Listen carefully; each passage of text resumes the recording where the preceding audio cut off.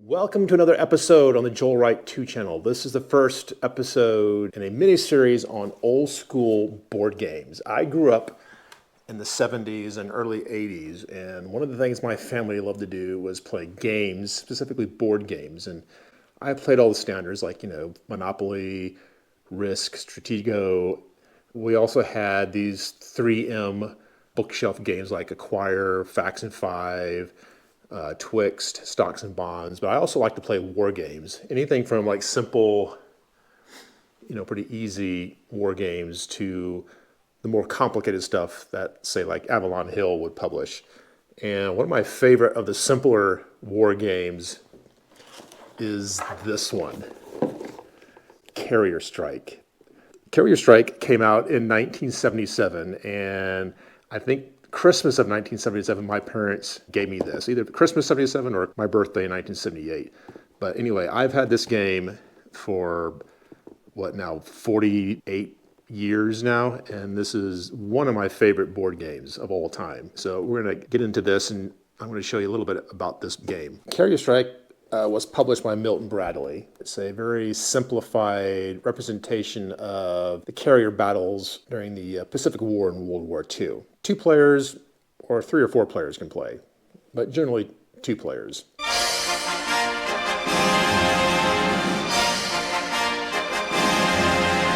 Well, obviously you've got the rule book, and it's not a very long rule book, so this isn't a very complicated game.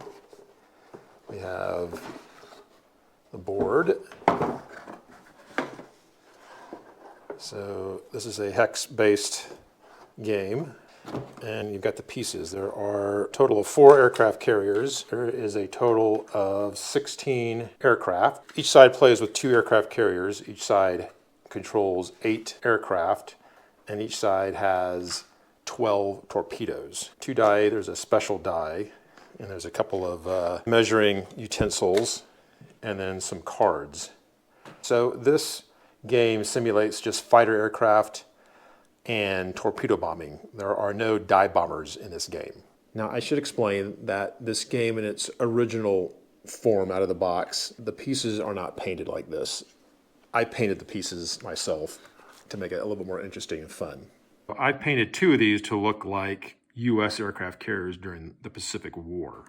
Like I said, this is obviously a representation of Essex-class carrier. You've got what look like the 5-inch guns here on the deck, the 2 main elevators, and a smaller deck edge elevator. Now, 2 of these aircraft carriers I've painted to look like kind of what Japanese aircraft carriers might have looked like early in the war. Again, all 4 of these carriers are modeled after Essex-class carriers, not after any Japanese type of a carrier. The aircraft, however, are all not the same looking. 8 of these aircraft obviously look like Grumman TBF Avengers. And then the other 8 aircraft look a lot like sort of Nakajima B-5N torpedo bombers, or Kates, as they were known during the war. Each player controls 2 aircraft carriers, and each aircraft carrier has an air group of 4 aircraft. Now, you do have to kind of keep track of the aircraft for each aircraft carrier, so I've color-coded the aircraft or the air group for each aircraft carrier. So, for instance, my Japanese side, for the Japanese carriers, I have color-coded 4 aircraft to have a red band around its fuselage, and then these 4 aircraft have a blue band around their fuselage to kind of mimic the way the Japanese actually did things early in the war with their carrier divisions to identify which carrier division their aircraft were coming from. And in a somewhat similar manner, I've given each U.S. carrier air group a unique tail color just to keep track of which carrier these planes are coming from, although in reality that's not how the U.S. did things during the war. So each aircraft carrier's air group has a number 1 pilot, a number 2 pilot, a number 3 pilot, and a number 4 pilot. 1 is a rookie pilot, fresh out of pilot training, very green, not very experienced. A number 2 and a number 3 pilot are kind of middling, and a number 4 pilot is like an ace, like a veteran pilot. And each side gets a deck of cards. The cards have values of 1, 2, 3, 4, or 5 on them. These cards are for dogfighting.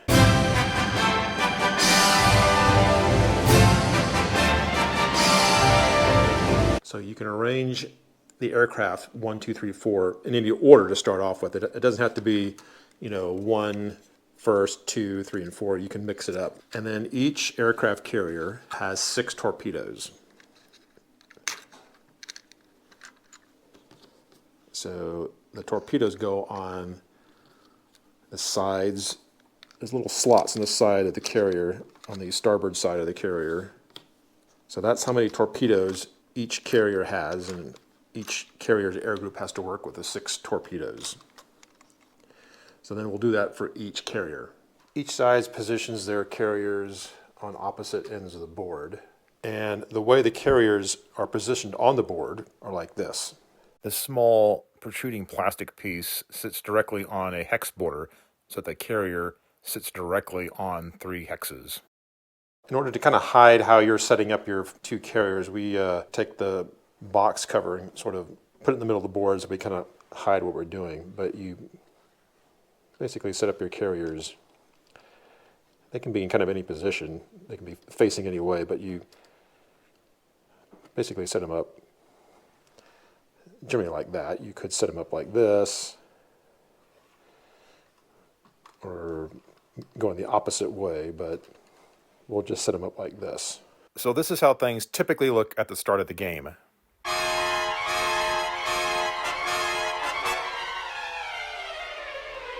All right, so the object of the game is to be the first one to sink both of your enemy's carriers or shoot down all of their planes. The order of play is that each carrier has its own turn. So during each carrier's turn, you can either move the carrier's air group or you can move the carrier, but you can't do both. You have to do one or the other. You have to decide to move the airplanes or decide to move the carrier. Generally, the only reason you would move the carrier is if the carrier is under torpedo attack. All right, so the regular die moves the airplanes. Black die with the F for forward, T for turn, is to move the carrier. If we start with this carrier and we have a 5, that means this whole air group has 5 moves to distribute however you want to between these 4 aircraft. When taking off, a plane has to move onto the hex directly in front of the bow first, and then it can move to any adjacent hex after that. And then subsequent planes move in a similar manner until the number of moves on the die is satisfied. When a plane takes off, the player has to decide whether that plane is going to be a torpedo bomber or a fighter. If it's a torpedo bomber, then the player has to put the torpedo on that plane. If the player wants the aircraft to be a fighter, then the player does not put a torpedo on that plane. But once the planes are launched, the player can't change his mind. So once all aircraft movement or ship movement is completed for this carrier, then the die is rolled for the next carrier, and then the next carrier moves, and then so on until the game ends.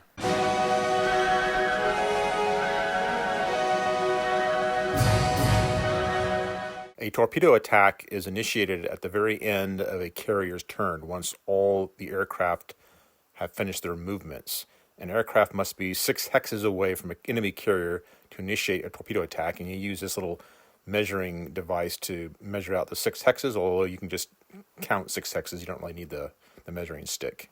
Once the aircraft is 6 hexes away from the carrier, in order to launch the torpedo is then dumped 1 hex ahead of the plane so that the torpedo is now 5 hexes away from the enemy carrier. At this point, the launching plane then must immediately return to its carrier, and you just simply position the plane at the tail end of the carrier, at the last spot on the deck. Just like this. For torpedo attack purposes, you'll note that carriers are 3 hexes in length. You've got this hex, this line of hexes, this line of hexes, this line of hexes. So when you drop a torpedo, you have to drop a torpedo on one of these lines of hexes, either towards the bow, amidships, or towards the stern. Or the plane could have launched a torpedo over on this side, because the carrier also occupies these 3 hexes in length. In general, the best spots to launch a torpedo are either amidships, towards the bow, or the best is down the throat. Now, it's important to make sure that that rear space on the carrier is actually empty before you make a torpedo attack, because if there's another plane occupying that rear space on the carrier, then the launching torpedo plane can't land on that carrier. Now, if your other aircraft carrier has got an empty landing space, it can land on that carrier, and then that torpedo plane becomes part of that other carrier's air group.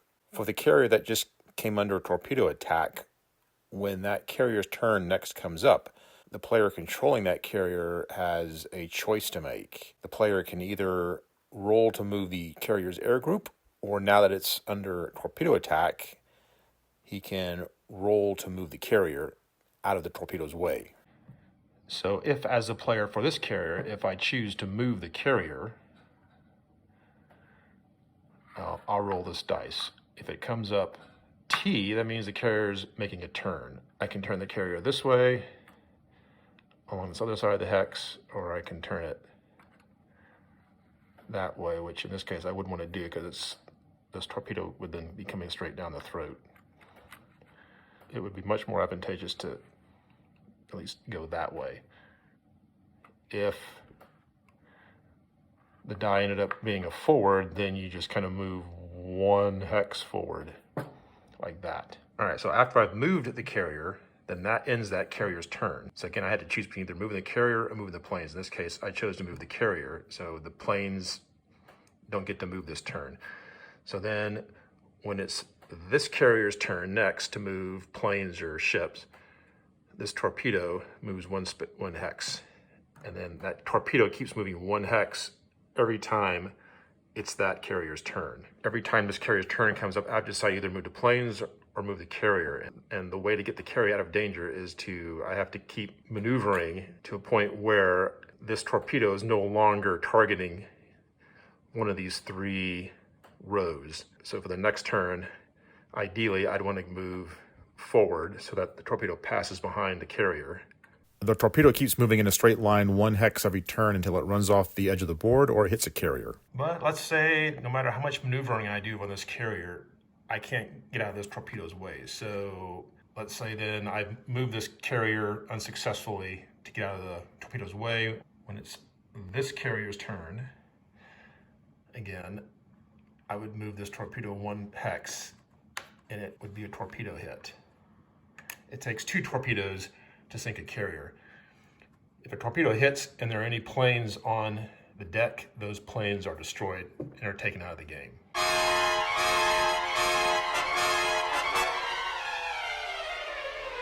A dogfight occurs when planes, according to the rules, are 4 hexes away. And then again, this is the dogfighting measuring stick. If either plane is carrying a torpedo, then that plane's got to jettison the torpedo before doing the dogfight. Dogfighting is where the numbers or the pilot strength for each plane comes into play. So in this case, the American is a 2 strength, so not that much of a veteran, but not really a rookie. In this case, the Japanese pilot is a 4, so this guy is an ace. So what happens next is each player takes their cards, goes ahead and shuffles them.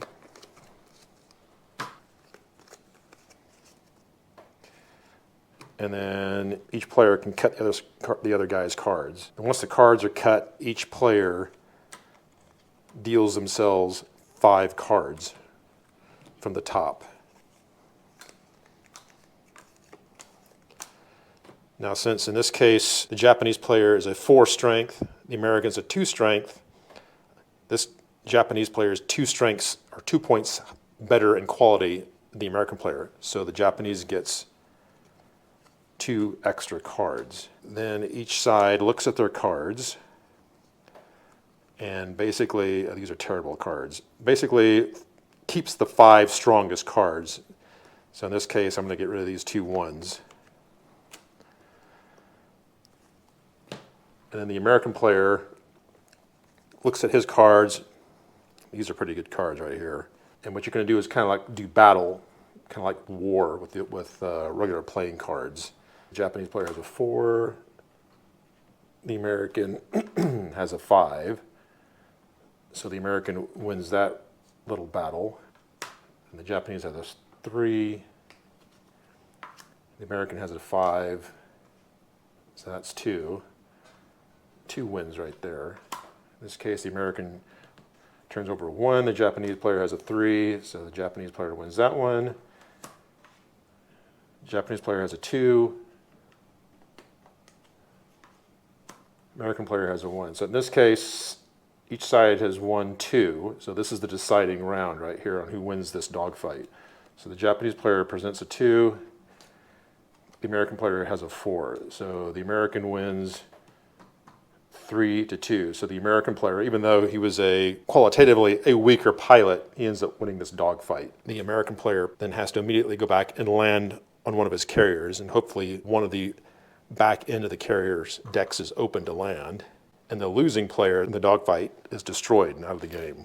In doing the card battle, there's a tiny bit of strategy on how to sort your cards to where you think you're going to win each little individual battle. If it happens where, let's say, in turning over the cards, each side has the exact same number or value card. In that case, that little round is a draw and doesn't count. So it's possible that a dogfight could end up being in a tie. In such case, basically each plane shoots each other down and are both destroyed and taken out of the game. As I said, the rules as printed say that dogfights occur when planes are 4 spaces apart. But when my dad and I started playing this game, we felt that it was way too easy to dogfight each other. So we adopted house rules where dogfights only occur if planes are adjacent to one another. And it makes it, I think, a little bit more balanced. Otherwise, it is super easy to intercept torpedo bombers and force them to jettison their torpedoes. Play keeps continuing until either one side loses all of its aircraft or loses both of its carriers. And again, 2 torpedo hits are required to sink a carrier. So if in our scenario, this carrier has already taken 1 hit, if it takes another torpedo hit, the carrier is out of the game. If it has any aircraft that are still flying around, those planes are still active and can still move in the game. The orphaned aircraft just have to land on the other carrier if the back end is available to land on. Now, once one side has expended all of its torpedoes in torpedo attacks, then those aircraft basically have to function as fighter aircraft for the rest of the game.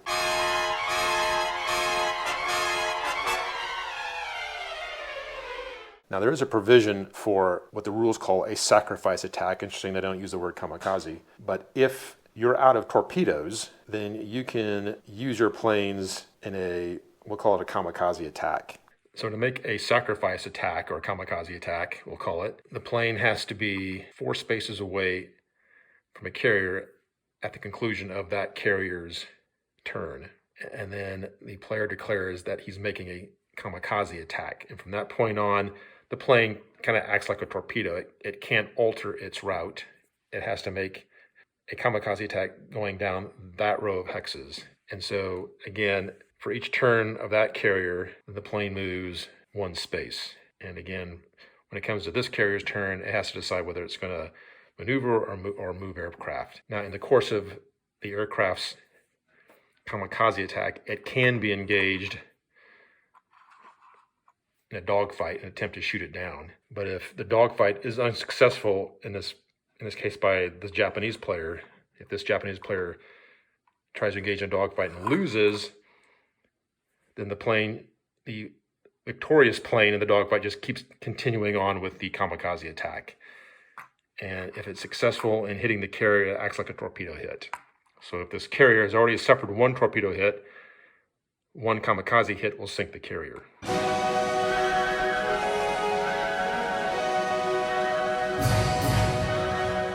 All right, so in summary, Carrier Strike is a pretty awesome game. Very simple, mostly luck, a little bit of strategy involved, but easy to learn, entertaining, doesn't take not much time. I think games don't last an hour at the most. I absolutely love this game. So after playing against my dad for decades, I was able to introduce this game to one of my sons who loves it. So we played this game, my son and I played this game many, many times. He enjoys the heck out of it. So I'm thrilled that I've been able to introduce this game to a much younger generation. All right, so I hope you enjoyed that little overview of Carrier Strike. Thanks for watching.